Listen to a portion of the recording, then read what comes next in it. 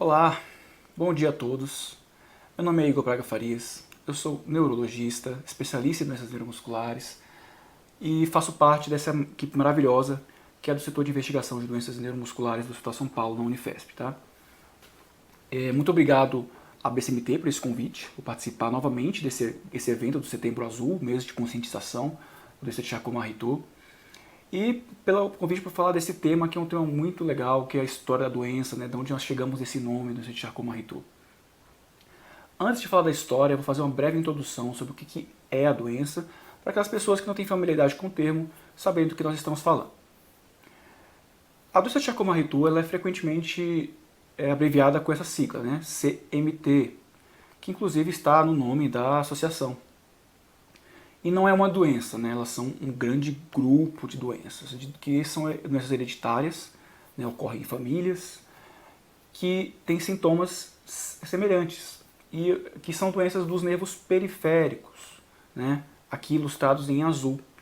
Né? Os nervos periféricos são essas estruturas, né, que vão levar as informações como de sensibilidade, né, como tato, dor, pressão, calor, vibração, a nosso posicionamento no ambiente, onde está meu pé, onde está minha mão, para a medula, que depois levará para o cérebro, assim como vai levar as informações que partem da medula para os músculos, né?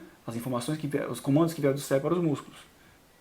Então, né, alterações que nessas vias vão causar uma dificuldade para movimentar o corpo, né, a diminuição da força, assim como a diminuição da sensibilidade.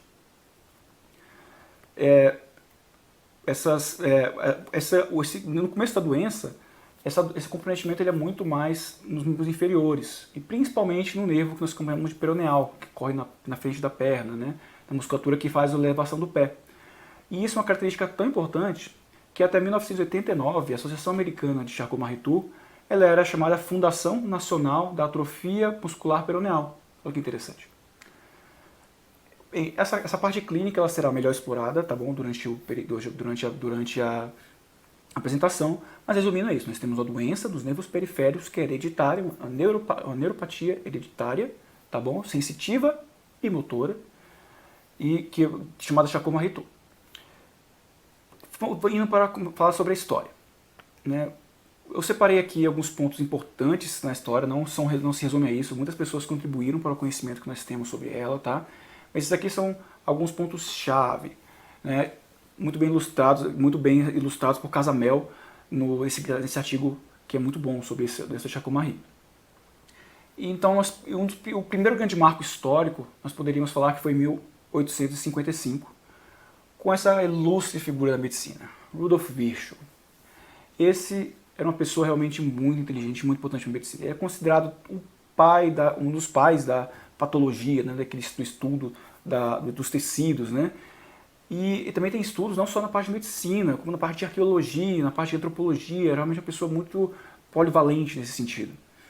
E nessa época ele descreveu um jovem com a diminuição da força nas pernas, que progrediu lentamente para todo o corpo, até ele ficar completamente paralisado. Até aí, muitas condições podem causar.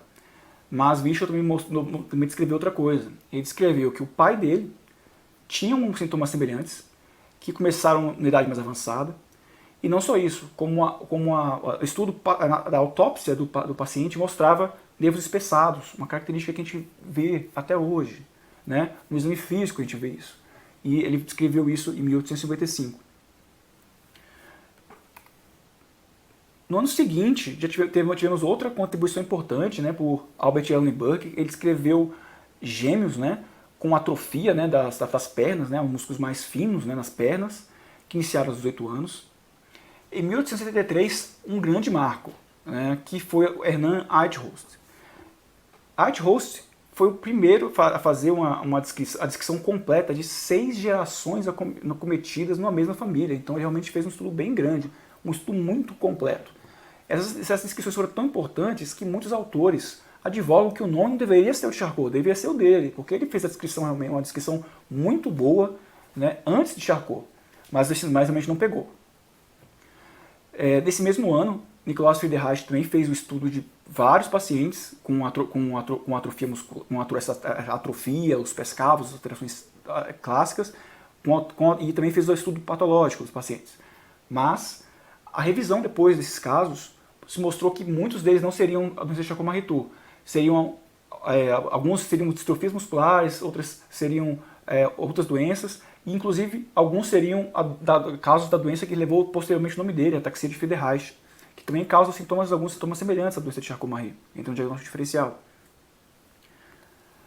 E aí nós teremos esse grande marco que foi 1886, né, em locais distintos, um na França, outro na Inglaterra, numa época que não se tinha comunicação fácil entre os serviços, né, então é muito difícil você falar que um serviço roubou o outro, ou hackeou o outro para saber do outro. Nessa época não existia esse tipo de possibilidade. E começou com Charcot, né, 1886. Jean-Martin Charcot, um dos caras que é considerado um dos pais da neurologia moderna. Ele foi um dos pioneiros no estudo das alterações anatômicas e suas repercussões clínicas, ou seja, localização em neurologia. Existe um livro com esse nome. Isso é uma coisa muito importante na neurologia, que é a localização, saber onde que está a lesão para a gente poder pensar na etiologia e depois pensar qual é a nosologia, qual é a doença, né? E não só na doença de Charcot-Marie, Charcot também teve descrições importantes na esclerose múltipla, na doença de Parkinson. E ele, em conjunto com seu discípulo, né, Pierre Marie, também uma pessoa de grande importância não só para a neurologia como a medicina, foi ele que descreveu a acromegalia, né? Também teve descrições importantes na questão dos mecanismos da fala, as lesões que causam alterações na fala. E eles escreveram o que eles chamaram de uma forma peculiar de atrofia muscular progressiva. Foram 5 casos, 3 deles esporádicos, eles parece que não tinham uma questão hereditária estabelecida, e 2 eram irmãos. E eles escreveram os achados clássicos, aquilo que a gente vê em todos os livros de Charcot-Marie-Tooth. Vou mostrar isso para vocês, pessoal. Pés cavos, atrofia das pernas, dedos em martelo, arreflexia. Sintomas clássicos da forma desmelinizante. Vocês vão ver depois que a forma axonal nem sempre vem com esses achados, tá bom? Não só isso, como também os achados autonômicos, né, das alterações vasculares, as alterações autonômicas, que seriam as extremidades frias. Os pacientes com Charcot-Marie-Tooth geralmente têm as extremidades frias, eles escreveram isso também. E não só isso, como também os achados patológicos, fizeram autópsia de alguns pacientes. E curiosamente, nessa época, na primeira descrição deles, eles acreditavam que a doença tinha origem na medula.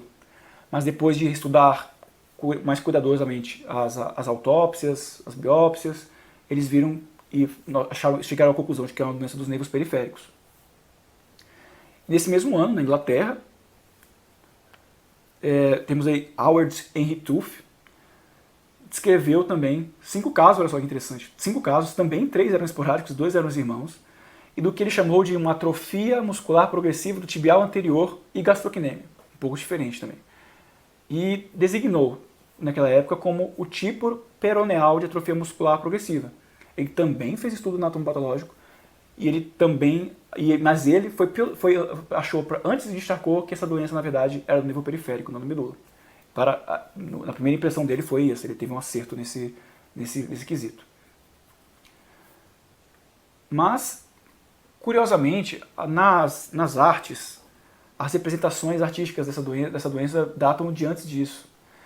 E aqui, pessoal, mais uma coisa especulativa, mais uma curiosidade, né? Porque nós não teríamos como falar que isso é real, mas enfim.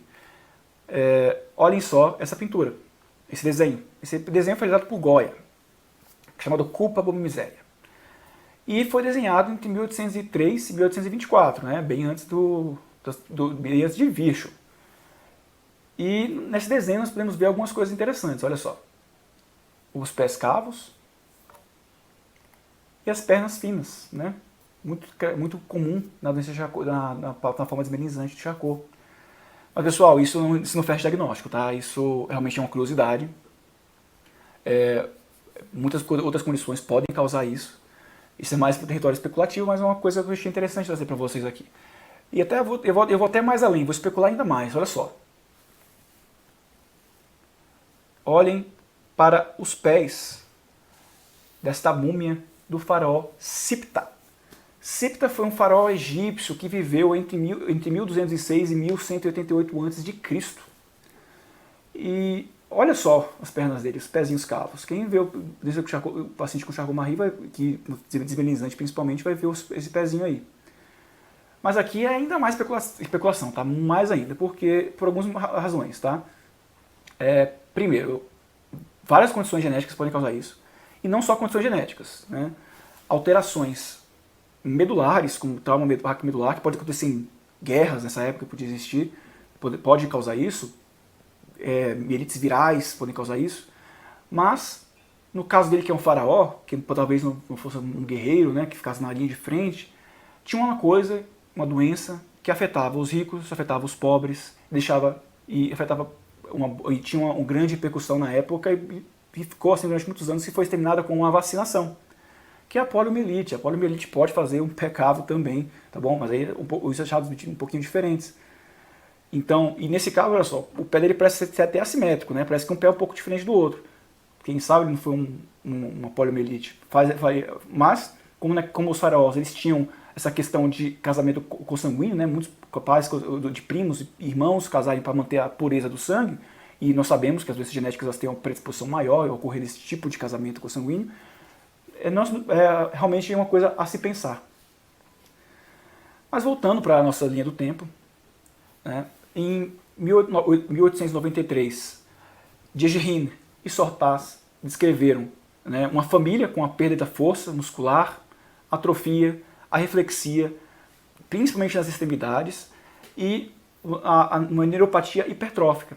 O que eles, inclusive, decidiram criar um subgrupo de doenças chamado neuropatias com nervos hipertrofiados, ou em bulbo de cebola. Esse termo vocês vão ver em descrição de biópsia de nervo periférico até hoje, é um termo que realmente colou na literatura.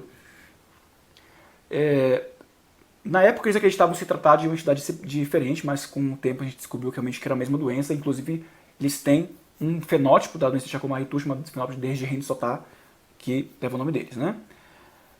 Já em 1926, né, Gustave Roussy e Gabriel Levy escreveram um quadro também hereditário, com neuropatia, atrofia, mas associado a isso tinha tremores de extremidades. E também ganharam um fenótipo com o nome deles, fenótipo de Roussy-Levy. Em 1927, Davydenko fez a primeira tentativa de classificar essa doença, né, de separar ela em grupos. Ele chegou a classificar ela em 12 categorias baseadas no padrão de herança, e em questão clínica e outros exames. A classificação na época foi muito criticada e foi pouco utilizada. E alguns anos depois, o próprio Davydenko publicou um artigo de retratação. Ele falou, olha, eu me equivoquei nessa classificação. Alguns dos pacientes que eu classifiquei com doença de Charcot-Marie-Tooth, eles eram, na verdade, doenças do músculo, miopatias. Então, realmente foi uma classificação que não pegou e que depois foi, inclusive, retratada pelo próprio autor.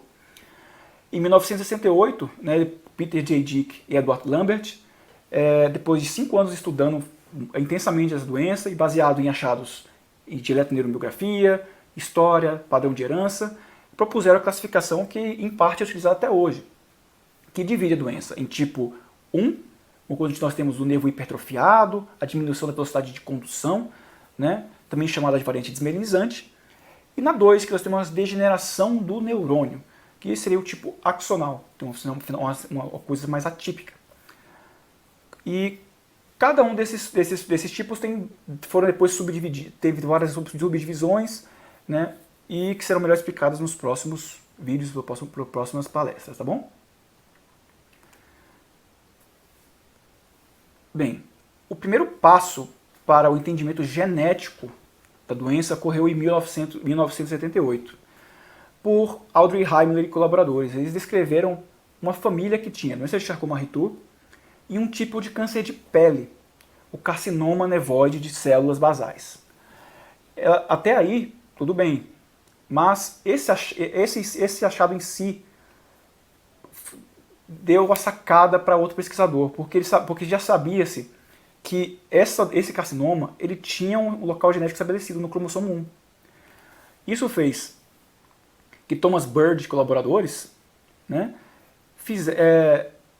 sequenciassem esse local desgênico no cromossomo 1 e conseguissem identificar a primeira variante associada a uma doença de Charcot-Marie-Tooth autossômica dominante. E por ela não ser a mais comum, né, a maioria dos pacientes que eles tinham não tinham essa variante, eles não chamaram de 1A, chamaram de 1B. E a partir desse momento, o diagnóstico que era feito pela clínica, eletroneuromografia e, a algum grau, pela parte de biópsia, ganhou um aliado que é a parte genética. Na época ainda extremamente restrito, uma variante só, né? Mas foi realmente um passo muito importante para o entendimento da doença.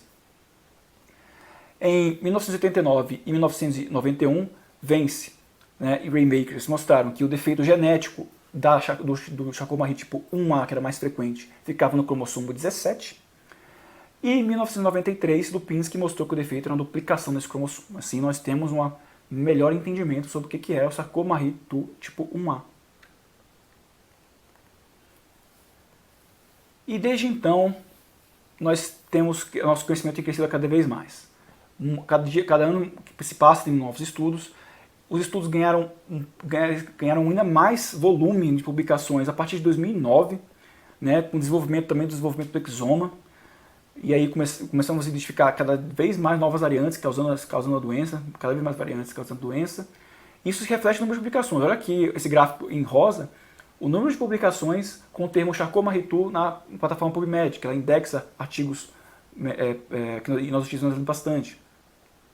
Olha só, ano passado, mesmo com questão pandêmica, nós superamos os 300 estudos publicados com isso, né, com esse termo Charcot-Marie-Tooth.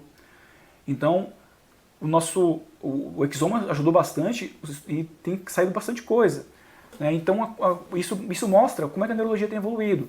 Uma doença que antes era apenas clínico e nós tínhamos uma dependência grande da biópsia de nervo para saber se aquilo tinha uma questão de bulbo, cebola, se não era axonal, era desmineralizante, em algum grau ou de outro, né? Porque a eletromiografia também daria essa resposta. Mas a genética tem ganhado cada vez mais espaço. Né? Nós temos conseguido dar nome e sobrenome, não podemos falar que não é Charcot-Marie-Tooth desmelinizante, não, Charcot-Marie tipo 1, e assim vai. Aquela doença que antes tinha um A, um B, hoje já passou do U, já está usando letra em cima de número, do tanto de novas variantes que têm sido descritas. E isso mostra o quanto que nós temos evoluído, o tanto que nós temos modificado a prática clínica genética, hoje tem feito parte do dia a dia, não só da neurologia, mas também de várias especialidades. Bem, era isso que eu tinha para falar para vocês hoje, tudo bem, pessoal? Antes de encerrar, eu não poderia deixar de agradecer meus grandes mestres, tá? Dr. Acari Souza Bolha de Oliveira, Dr. Paulo Vitor Gobi de Souza, Dr. Vladimir Boca Vieira de Rezende Pinto, que são meus grandes mentores, né, pessoas que eu tenho o prazer de chamar de amigos.